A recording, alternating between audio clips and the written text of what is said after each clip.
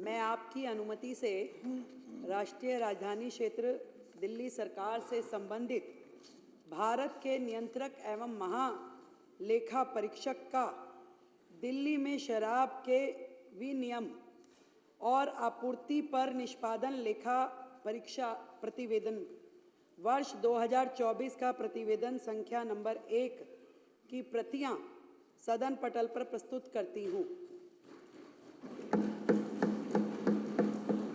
अरविंद केजरीवाल के लिए अब मुसीबतों की शुरुआत हो चुकी है।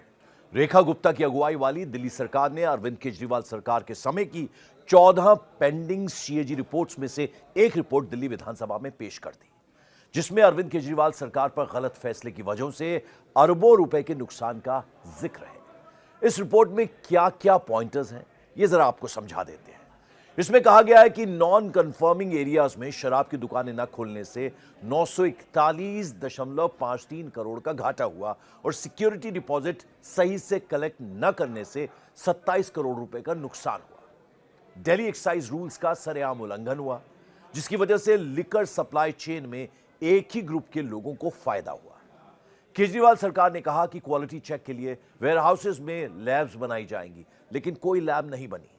इससे होलसेलर्स का प्रॉफिट बढ़ा और सरकार को रेवेन्यू में नुकसान हुआ। पहले एक व्यक्ति को सिर्फ 2 दुकानें रखने की अनुमति थी, लेकिन नई पॉलिसी में लिमिट बढ़ाकर 54 कर दी गई। लिकर पॉलिसी का उल्लंघन करने वाले लाइसेंसेस के खिलाफ कोई ठोस एक्शन नहीं लिया गया। कई एक्साइज रेड्स सिर्फ दिखावे के लिए की गई और इंस्पेक्शन रिपोर्ट्स भी कमजोर थी। सरेंडर किए गए लाइसेंस को दोबारा नीलाम न करने से 890 करोड़ का नुकसान हुआ, तो वहीं कोविड-19 का हवाला देकर शराब लाइसेंस धारकों की फीस माफ करने से 144 करोड़ का नुकसान हुआ। केजरीवाल सरकार ने होलसेलर्स का लाभ मार्जिन 5% से बढ़ाकर 12% कर दिया। कहा गया कि इस पैसे से शराब की गुणवत्ता जांचने के लिए सरकारी लैब बनाई जाएंगी, लेकिन कोई लैब नहीं बनाई गई और थोक विक्रेताओं का मुनाफा बढ़ गया, जबकि सरकार का राजस्व घट गया। यहां तक कि केजरीवाल सरकार ने अपनी ही एक्सपर्ट कमेटी की सलाह को दरकिनार कर दिया। सरकार की नीति के कारण कुछ कंपनियों को बाजार का एकाधिकार मिल गया।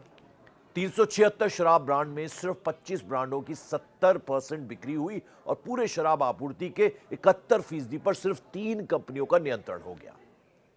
हैरानी तो इस बात से है कि रिपोर्ट में कहा गया कि सरकार ने नगर निगम और दिल्ली विकास प्राधिकरण की अनुमति के बिना शराब की दुकानें खोलने की इजाजत दी।